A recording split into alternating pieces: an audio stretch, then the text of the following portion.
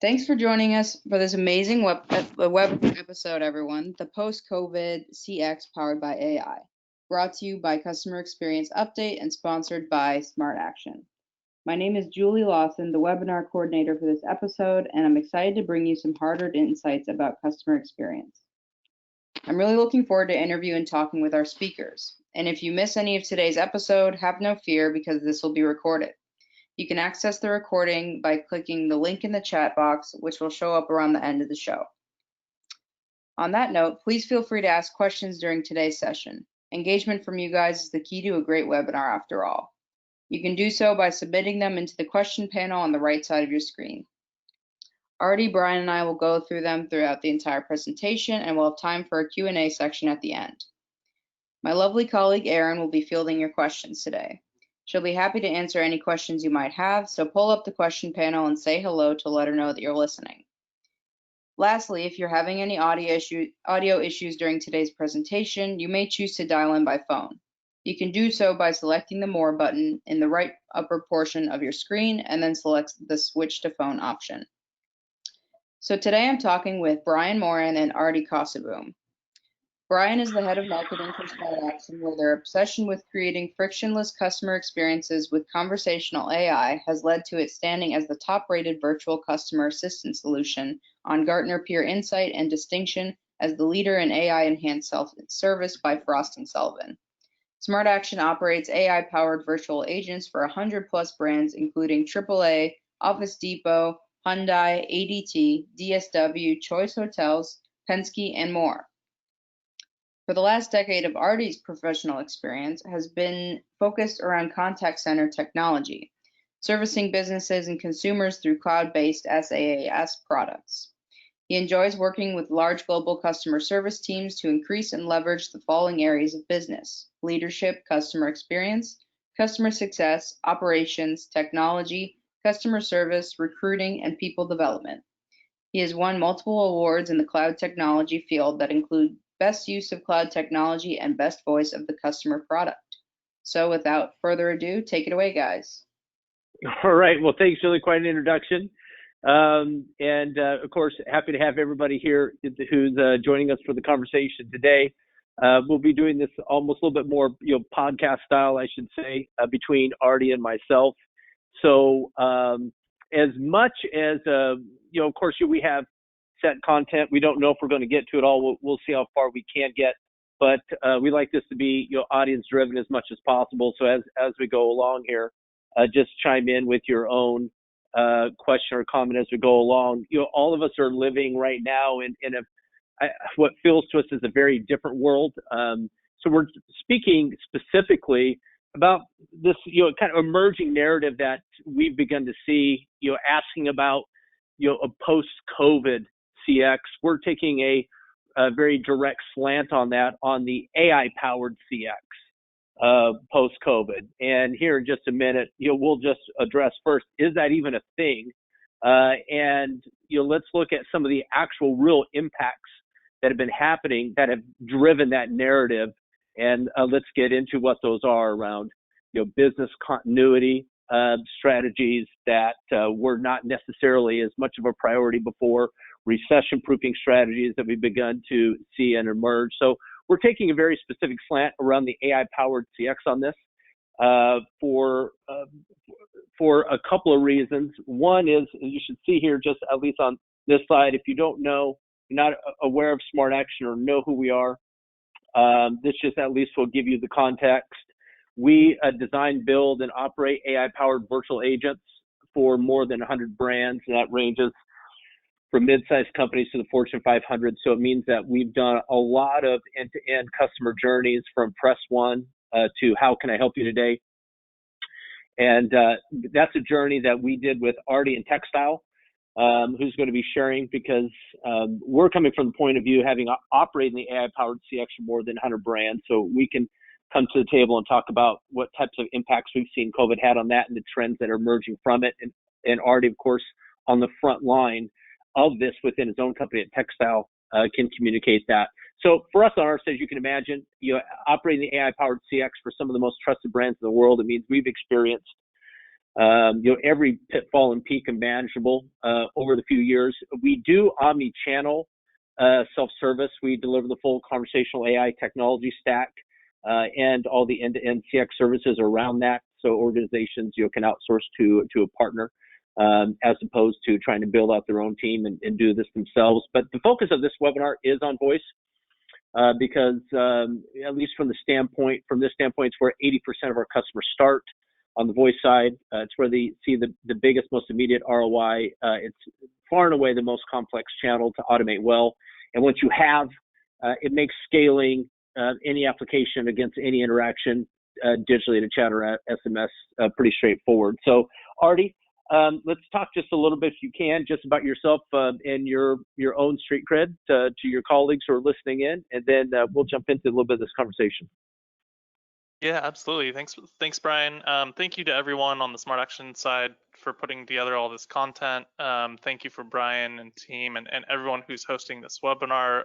Julie gave me a great introduction, so I won't go into too much detail there. A big thank you to all the attendees too. I know that in this post-COVID, we're all kind of hitting our limits with webinars and Zoom and virtual meetings. Right.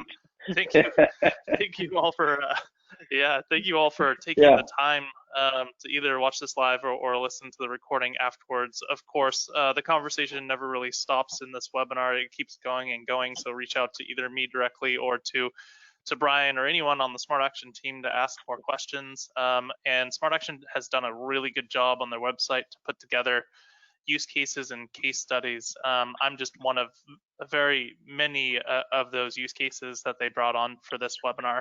So a little bit of background of who I am, other than the areas of focus, which you already heard, and how long I've been in this industry.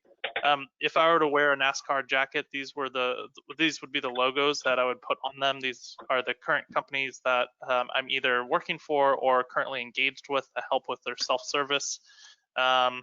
And if you want to go to the next slide, just a little bit of a note. I recently wrote and published a book available on Amazon, and it's sectioned into 3 different categories. But the first category that I talk about is enabling better service through AI, self-service, and automation. So talking not only about technology, but vendor and partner relationships and how to create an ecosystem which delivers hopefully a better service to your customers on the end front. And then on the next Artie, please, tell us a little bit about TechStyle. Yeah, on the next 2 slides, this is a little bit about TechStyle and our customer journey. This is our case story. I currently work there. I oversee the technology side for customer service and customer success. And we have 5 different brands. We are an online e-commerce retail company. We also do memberships.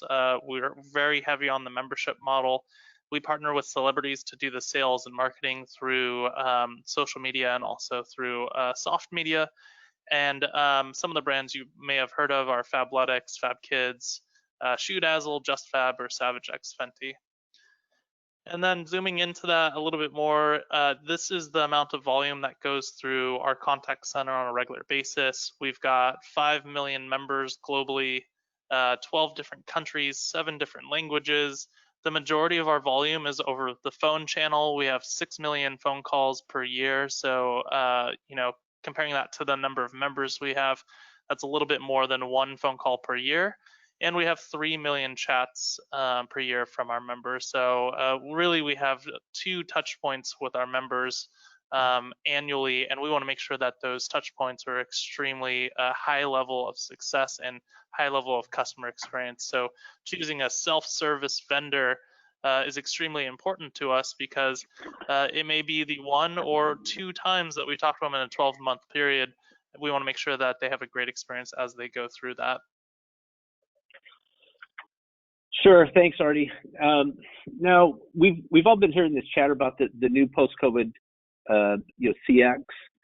As I was, first, seeing that and hearing that, the skeptic in me asks, well, first of all, is this just a trending narrative, or is it something that's actually real? If it is something that's actually real, then what is it? There are a couple CX trends that we've identified as new that I'll address on the next side and banter that with Artie. But for the most part, AI adoption trends and self-service trends, they really have been going on for a while. There's nothing new about that. But what is new is how COVID seems to have accelerated the pace of change in some of these areas, particularly over the voice channel. The first thing I speak to is that there's a lot of, hey, let's build it in digital first, where there's we can play in a sandbox, and if we get it wrong, it's really not going to harm our CX, and we can iterate and try, where some organizations have been going. But then suddenly in the pandemic, oh crap, our biggest problem is in voice, and we need a solution for that right now. Artie, what's your take on this? Yeah, and as you can see, the majority of our volume is over the voice channel. It is the traditional channel of choice for our customers. We are a B2C, so business to consumer or business to customer direct, and customers really like to just pick up the phone and resolve something quickly. So that's the channel of choice. And in this post-COVID environment where everyone's quarantined at home, they're looking to either multitask and solve some of their personal issues with companies, much like ours at TechStyle, but they're also looking for quick and short self-service options over multiple different channels, but specifically over the phone channel, because they don't have the time to really focus in on those problems, because they're probably juggling things like work and childcare and other things that may be distracting them while they're working from home.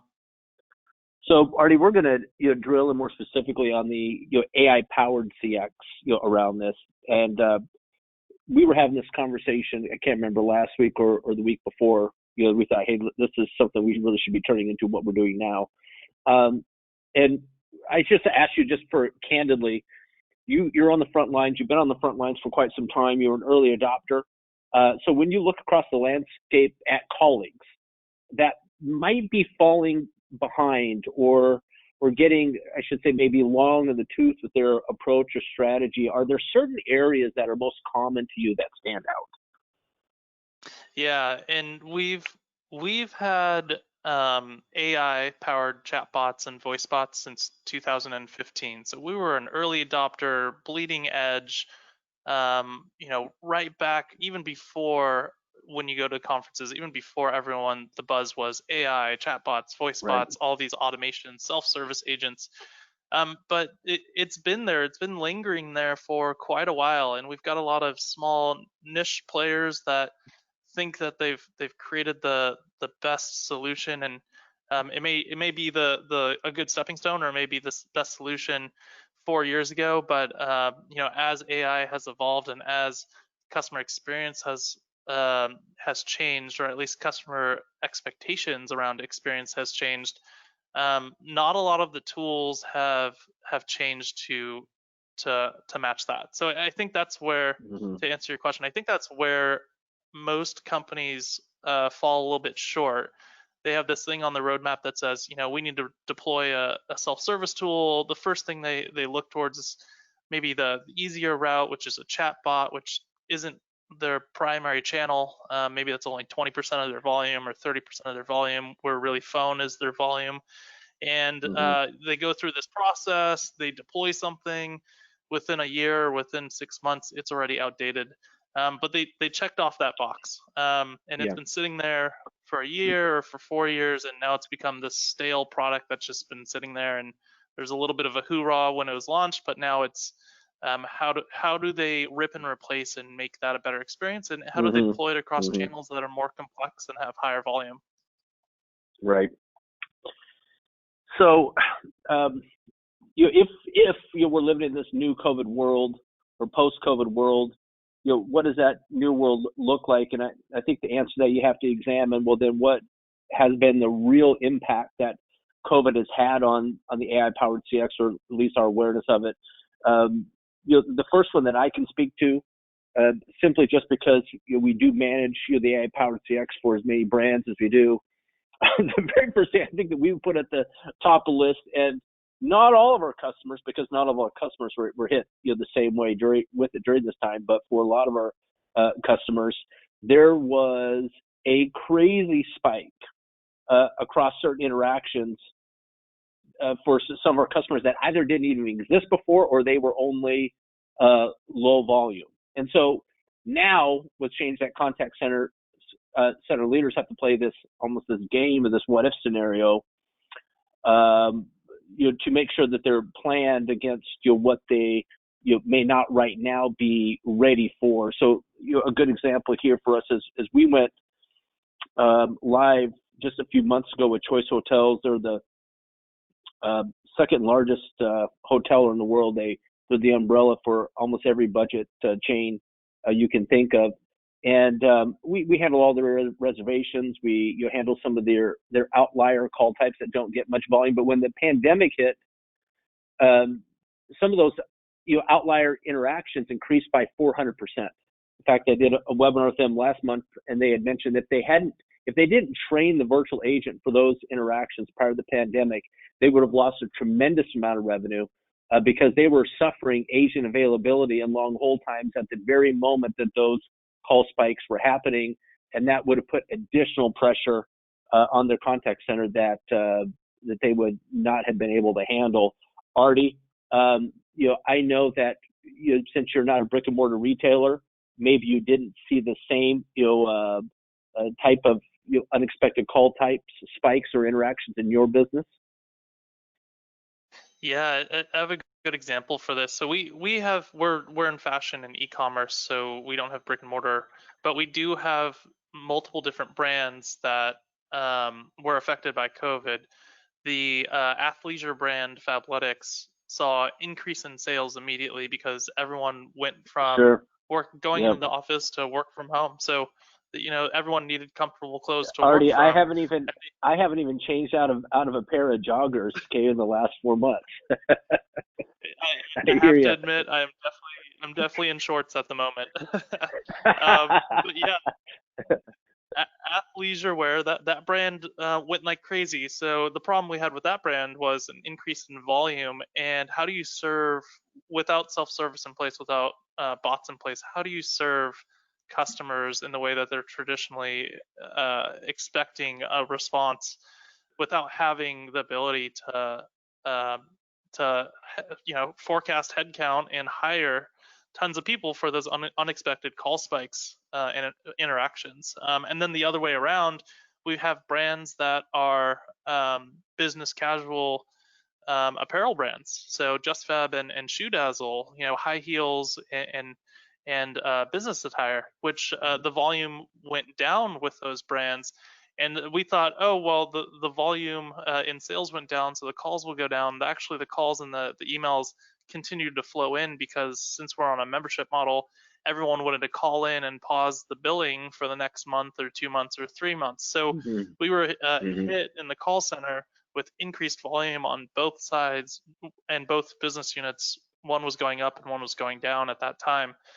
So just something to think about. And then as we progress out of COVID in this post-COVID world, if you did have a loss in business and loss in contact volume due to the pandemic, how are you going to hire staff back up without self-service and technology in place to handle those unexpected calls when the pandemic is considered to be over? Right. Well, I think that's actually a pretty good segue into the very next point on this, Artie, which is we're calling out three facts, or highlighting three areas that we saw big impacts. And as you mentioned, one thing that COVID did is it put a huge spotlight on business continuity. Before COVID, no one was really planning for the what if scenario of all of the stay-at-home orders that might jeopardize business continuity in the contact center. No one was thinking about AI in terms of a critical component to a business continuity plan, so they can remain always on, and have the ability to scale up, self-service with demand and scale it down, as demand decreases. And so now the spotlight is on business continuity. Before COVID, almost all of our conversations were around cost savings and CX. cost savings and CX. And those are the business drivers for change. The business drivers for change is different now. And that's been different, I would say, going back to the end of February, where it's been a business continuity driver. Organizations want virtual agents that are perfectly trained and are always on. We did this as an example for AAA in the area of roadside assistance, who frankly didn't even consider cost savings as part of the equation. They just needed the business continuity, the ability to scale up and scale down virtual agents to handle emergency roadside assistance. Now, we had told them in advance, hey, you are going to see, we guarantee you're going to see at least a 2/3 reduction in your operating expenses. And they were very candid with us that they didn't care. That was not their business driver. It wasn't a piece of their strategy. They just needed to ensure continuity of their customers for sure enough post deployment. We did a virtual session with them just recently, where they came to the table and said, yes, we got what we needed. The CX was on par with live agents, but we were pleasantly surprised to find out that we did find those cost savings in our OpEx while delivering the CSAT. So, Artie, in your organization, how much has that spotlight shifted on business continuity, and how much of a struggle was this for TechStyle in navigating your way through those rough waters? Yeah, and I have a really good example of this, a really good use case of this. So our company is very supportive in the Black Lives Matter movement, and we actually participated in the Blackout Tuesday that happened, I want to say about a month ago, which means that we completely shut down all of our inbound sales and completely shut down our support team. So talk about an event that was, how do we run a business with all of the doors and all of the people not working on a single day?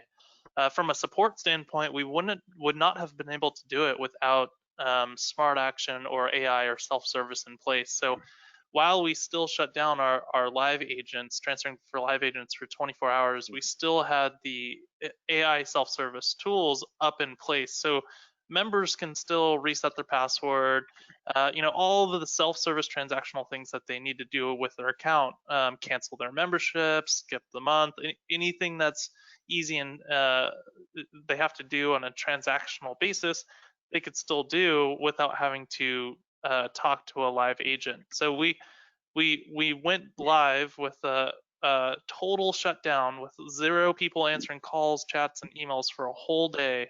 And just relied heavily on our self-service automation and tools.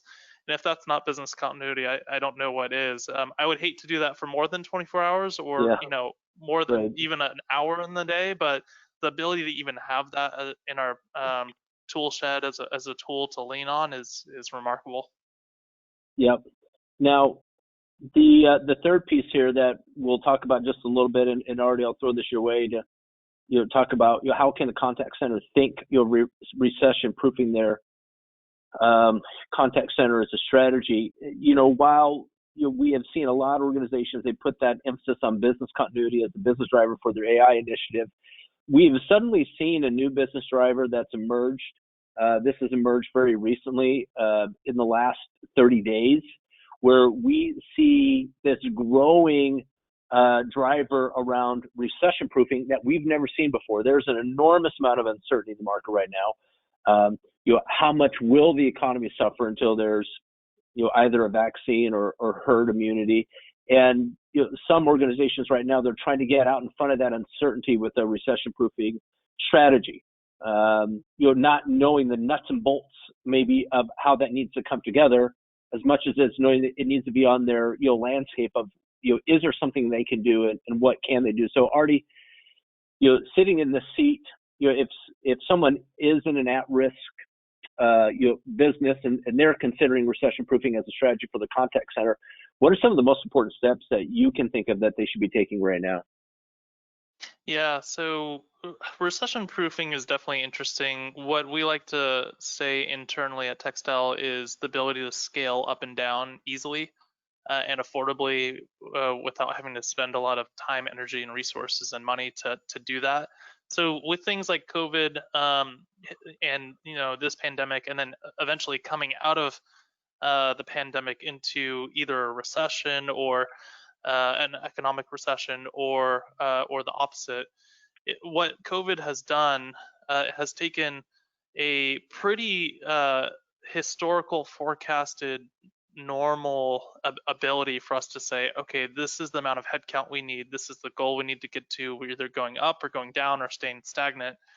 This pandemic has thrown a wrench into that and has pushed those forecasts either way up or way down.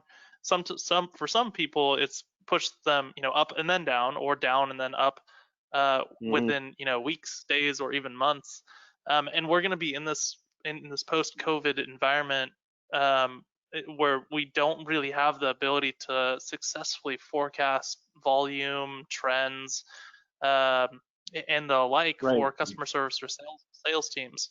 So I think the idea here is, since we're in that environment and we have to plan and plan with our gut and think without react accordingly without having super accurate forecasting for our staff members and headcount and volume, we need to have tools like AI and self-service tools to help hedge the bet.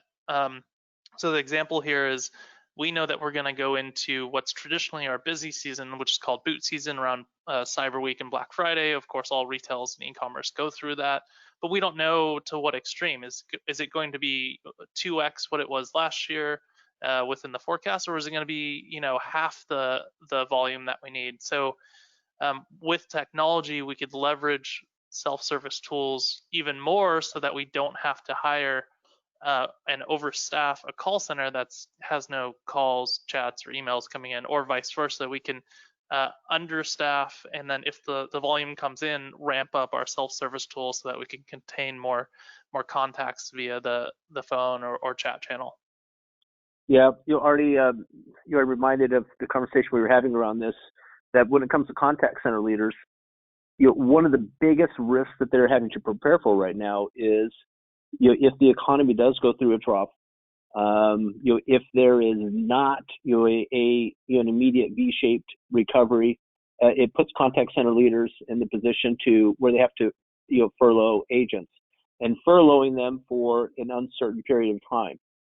But when that volume comes back, and that volume is going to come back, we all know that volume is going to come back. Now they're in a very difficult position. If you have such a heavy reliance, on that, on the human skilled workforce, you're needing to scale up and you're needing to rush to train a pool of agents. I mean, right now. Yeah, it's all about the loss of tenure, the loss of people who had the tribal knowledge, who knew how to handle these calls and chats quickly and navigate your system. So you might be able to retain some of them or bring them back, but you might not. So you might have to have a net new person that you have to train, who's new off the street, who may take a month, 2 months, 3 months to ramp back up. So the human capital side of the house, the ramp up time to train someone is extremely lengthy, costly, and hard. With conversational AI and bots, there is no ramp up period. It's a virtual system that is using AI across all of your conversations. It already knows, it's already trained and fine tuned. All you're doing is just ramping up the amount of volume that's going through it. So the ramp up time for that is very low to nothing, and it's very minimal resource wise to be able to scale back up when your volume comes back in. So then let's go from there, and let's jump into this, which is a really important part of this conversation, particularly when you're looking at either just over the voice channel, or you're looking at omni-channel, over voice, and then scaling that experience to other channels. This when the pandemic first hit, and suddenly the emphasis was on business continuity. We had a rush of organizations realize that, hey, our number one problem is in voice right now. We need you to do something for us. This in voice, and this happened first when the state of Washington, they were the very first to get hit by a stay-at-home order. And when we started hearing from organizations that were headquartered in the state of Washington, we realized we're like, organizations are not prepared for this because they were needing to do something over voice because they didn't have agent availability, and they needed to do something, and they needed it stood up within a 2-week period of time.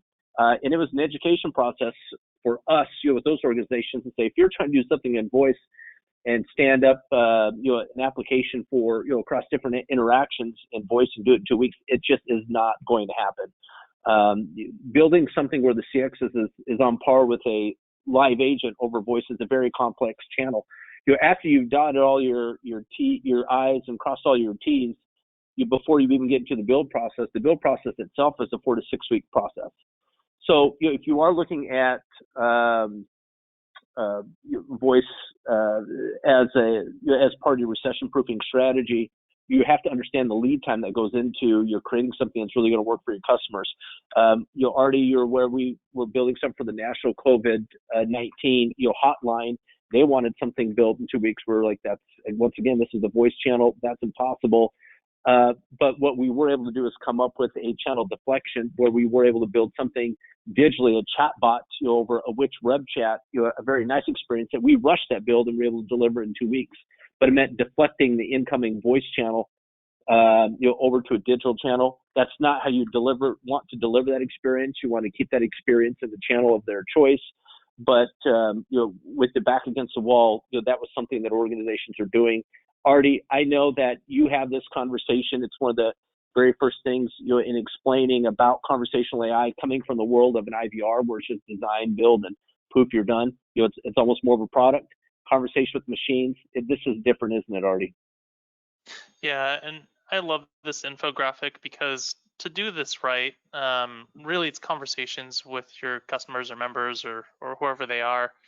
You have to hit all 6 of these. So I love the infographic because I usually start at the bottom. So if you're going to start thinking about a project like this, you start with the project management, then you go to reporting and analysis, like how am I going to measure its success, and then training and tuning, like how is it going to learn from itself? Is it just going to be stagnant? Is it human learning, AI learning, both, kind of a combination?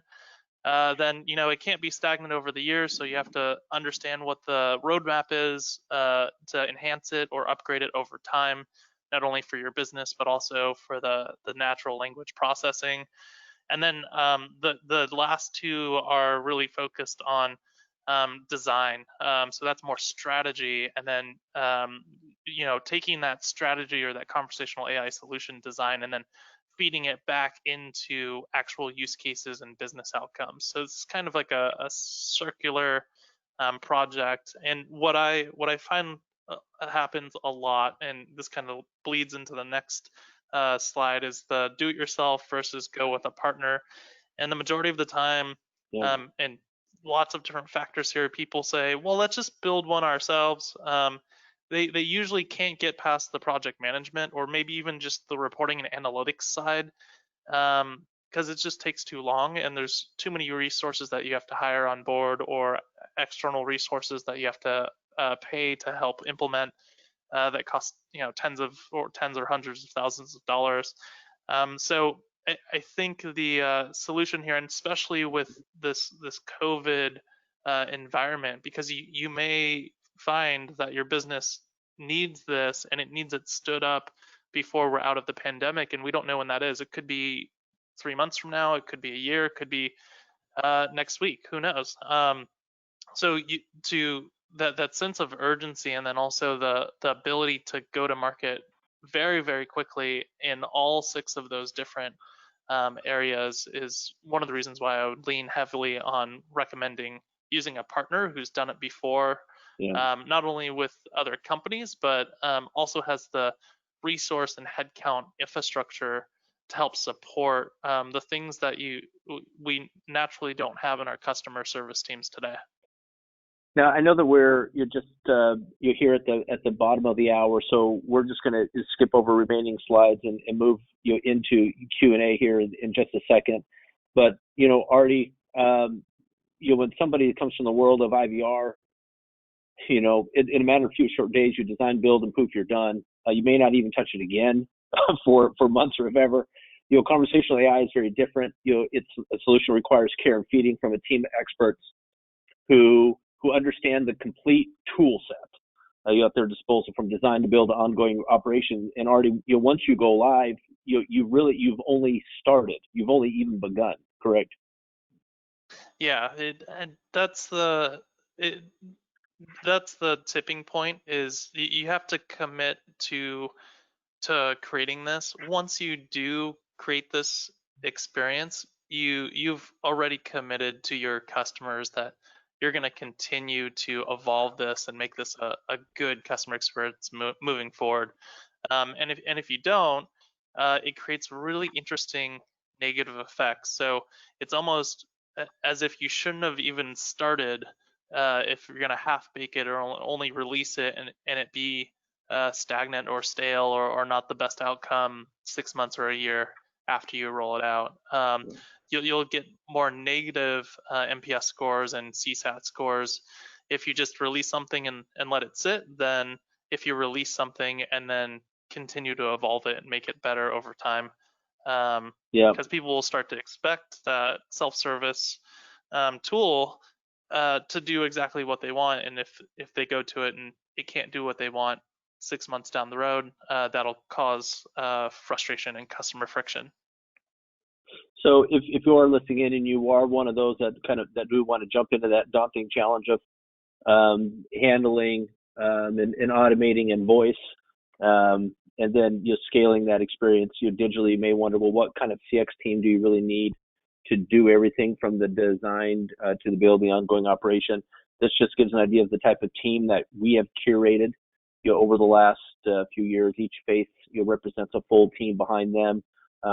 It's what we've seen that we've had to develop to support the organizations that we manage their AI-powered CX for. We've seen similar teams mirrored who are also doing something themselves, like for instance, like a Capital One, who has chosen to build their entire experience on their own and control that from their end. Very similar. So what we'll just kind of skip over here at just the very end. We were going to get into some of your results already, but if somebody wants to bring that up during Q&A, we can certainly get into that. If you are interested in next steps, at least with Smart Action, you just see on screen info@smartaction.com. You can drop us an email. We'll start with either requesting a demo to hear call types or see chats, interactions in your industry that we're likely already supporting for somebody adjacent to you, or an AI readiness assessment, just to understand what are the thresholds for change where you can expect to get a very strong ROI. So with that said, what we'll do is we'll just come back and see what has come in from a question standpoint. And I can't recall, is it Julie, are we throwing this back to you, or was there somebody else on your team that we're throwing this back to? No, I have a couple questions for you from the audience. We have one coming in. Someone's asking, when it comes to the customer satisfaction of virtual agents versus live agents, what's the difference to the clients? Yeah, how often do you get ask that one, Artie? Yeah, I get that one a lot. So we do two different, we do one survey, and we do two kind of different. Sorry, doorbell's ringing. We do two kind of things here. We do a customer satisfaction survey for our agents, and then we do a customer satisfaction survey for our self-service tool. What you're seeing on the screen here on the left, the kind of bubbles, I know it's an animated slide, so we kind of skipped through it, but here's just some feedback that we got from some of our customers. I think my favorite one is, I can't believe I had the most painless refund process with Shoe Dazzle ever. And it was through an automated machine. How I didn't know that was possible. Just something kind of cool to think about. But we measure them against each other, and we have a 92% member satisfaction survey score specifically to our voice bot.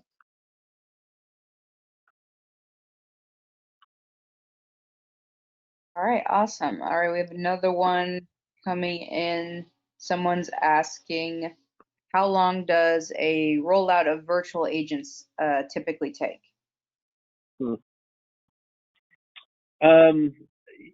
It depends. depending on the complexity of what is being rolled out. It depends on how many interactions you're trying to automate. Let's say the most common example would be somebody who is starting small. They might start with 2 to 3 interactions that they want to try automating at first, so they can test the experience and go live. For us, we see it's typically an 8-week process to get all stakeholders involved, to agree on what the conversation flows look like, what the business rules are, understanding, because we got to dig through call recordings. We need to understand exactly how agents are handling calls. There's quite a bit that goes into the CX design piece from our human experience activists, and of course then there's also training the language models and the intent. So there's quite a bit that goes into it, but if all ducks are in a row and nothing delays on the client side, this is typically a 8-week process to build. Yeah, and just to piggyback on that one a little bit, so partnering with a company specifically like Smart Action, they may already have intents or use cases for other companies, like billing or collections, or inquiry or status on a shipping status, something like that, or authentication of the member, or scheduling of something like a dentist appointment. They may already have that built out, so it'll speed up the process if you're partnering with a company like Smart Action versus building it yourself, which can take months upon months. All right, great answer. We have another one. Someone's asking, when it comes to implementing conversational AI and virtual agents, would you recommend tackling voice and chat at the same time? Ooh, Yeah, Artie. I'll kick this one off, and then we'll pass it over to you. It all depends. I mean, it depends on your business unit. It depends on the way that your volume sits. Tackling both at the same time might be complex because you might have certain intents that are different based off of channel. People may be more apt to call you for certain things versus chat with you for others. And if that's the case, then you might want to separate the channels and focus on one first, probably your highest contact volume channel first, which most likely will be phone. If the channels are the same intent wise, so you see kind of the same conversations happening on both, and the conversations are easily deflectable, we call them transactional, then you could probably do both within the same scope. You probably want to launch one ahead of the other just to see performance, but you can design for both at the same time. Yeah, Brian, I don't know what your thoughts are. Yeah. If one's better than well, the other, so but I would, yeah, I think that you nailed it already. There are exceptions here where we may have applications and templates that are essentially already pre-built. We know that you're not going to stray far from those. An example might do, right now we've had a slew of auto dealerships come to us to handle scheduling, and that's something for us that we can scale that out over voice and text or chat simultaneously. But for the most part, if you're doing more kind of like triage type interactions, which means you're asking questions, you're gathering information, and then you're taking some sort of action, whether that action is putting something into the CRM or or transferring to a live agent. If it's a little more complex in nature, we'll build that out. We'll shake that out for the first few months. And then once we feel really solid about the business rules, the guardrails that have been created for the virtual agent, we know we're delivering a great experience, then we know that's the time to scale that to a chat, because otherwise you end up having to make all the fine tuning and changings in all those channels simultaneously at the same time. Yeah, and so I forgot to mention one little thing there. It may be daunting to tackle the phone channel first because it may be considered as the harder channel with natural language processing and text to speech and vice versa. Partnering with Smart Action made it a lot easier for us to do that, to go to market with the voice bot. So it leveled the playing field between choosing between voice or chat first, because they already have that technology in place. So it was a no-brainer for us. Tackle the a channel that has the most volume that can be the most successful, which is voice, and then do chat after as kind of an easy deployment out, because it's the same exact flows, same exact intent, same exact Yep, same everything. It's flows, just right. Hmm. different channel. Yep, Yep. same data, same APIs. All right, awesome. We have another one coming in asking if you're an organization that has never used any type of AI or virtual agent, how do you get started? How do you get started? Well, I guess Artie, how did you get started? Yeah, two things. One, do your research. So, check that one off the box. You're already on this call or listening to the recording. And while you're doing your research, request a demo, listen to some case studies, listen to how the technology would work so that you can formulate it in your own mind. And then the second step, which is a little bit of the harder step, is involve your executives, the decision makers. If you're not the decision maker, pull the right people in early so that they know what you're looking at, and that when you go to them with this idea, it doesn't come from left field. It's the, this is what I've been researching. This is how I think it can solve a lot of our business problems and unique needs. And this is a demo or an example of how it would work for us. Get them involved early, because executive buy-in can be extremely hard for these types of projects, mainly because most people at the executive level will say, well, this might not be important now, let's just hold off another year. And you'll hear that year over year over year until it never gets approved. Mm-hmm. Yeah, and now, so one thing that we do offer that makes it at least a little bit easier for folks to get their heads around if their organization is a good fit for AI automation or not is we do a free consultative call study, or it's a chat study if you want to do chat first, where we look at your top drivers into your contact center. We identify how transactional in nature are those interactions that are taking place. Some of them can be very complex. We know we can still handle them. Others still require critical thinking or human judgment. And then we're looking at a certain volumes. You have to meet the right thresholds for change. Otherwise the ROI just isn't there for you to do the design and build across everything. Like an example would be Office Depot. When they came to us, they were having a lot of volume coming through on returns. But we didn't say, hey, let's make sure that we're containing 100% of all returns, because in some cases somebody's wanting to replace the item with a different size. We need to find out is it in stock. There's a lot of complicated back end processes that have to be built out to support that. And we looked at it and thought, well, there's 60% of callers that just want a refund. Why don't we start there? So somebody's just looking at the nature of your interactions and identifying how much of that interaction, what is the highest volume path that most people take, what we call the happy path. That's the most straightforward and easy to automate. Why don't we start there? So you do need that level of consultation, and then understanding exactly how all of your agents handle every exclusion, to understand what should stay with the live agent, and then what should go with the virtual agent. And then that way you're designing and crafting the symbiotic relationship between virtual agents and live agents in your contact center. Great answer, guys. That's about all the questions we're getting from the audience. I also just want to take this time to remind everyone that we've been recording this session, so it'll be available for you to watch on our site within the next 48 hours. Brian and Artie, if you have anything else you want to cover for your presentation.